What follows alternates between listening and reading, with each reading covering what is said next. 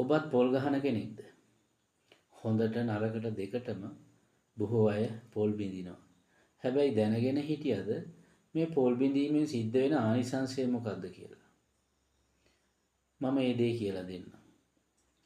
මම කිව්වොත් ඔබට මට නොඉඳුල් වතුර ටිකක් ගෙනත් දෙන්න කියලා.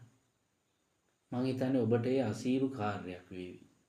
හැබැයි මතක තියාගන්න මේ පොල් ගෙඩියේ තියෙනවා නොඉඳුල් වතුර.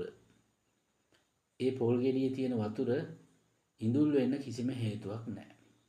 ඉතින් යම් කිසි ප්‍රාර්ථනාවක් කරගෙන මේ පොල් ගෙඩියක් දෙවියන් උදෙසා කැප කරලා දෙවියන්ගේ පාමුල මේ පොල් ගෙඩිය බිඳිලා වතුර විසිරලා යන්න හරිනවා.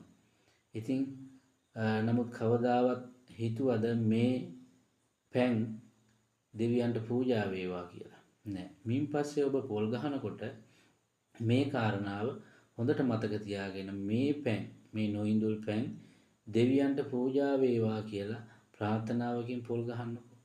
එතකොට ඔබේ ප්‍රාර්ථනාව අනිවාර්යයෙන්ම ඉෂ්ට සිද්ධ වෙයි. පොල් ගෙඩියට කියන තවත් නමක් තමයි උයන් ගෙඩිය. මෙහි ක්‍රීඩාවකුත් තියෙනවා. පත්තිනි දෙවියන් උදෙසා පොරපොල් ක්‍රීඩාව. ඒකත් බොහොම ආනිසංස ලැබෙන ක්‍රීඩාවක්. ඒ වගේම තමයි අද කාලේ පොල් ගහන ක්‍රමවේද මේ හොඳට සහ නරකට විවිධ අය මන්ත්‍ර වලින් බල කරලා නරකටත් මේ පොල් ගහනවා.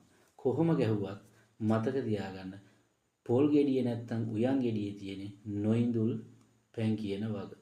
ඒ පැන් දෙවියන්ට පූජා කිරීම තමයි පොල් ගැහීමෙන් ඔබ සිද්ධ කරන්නේ.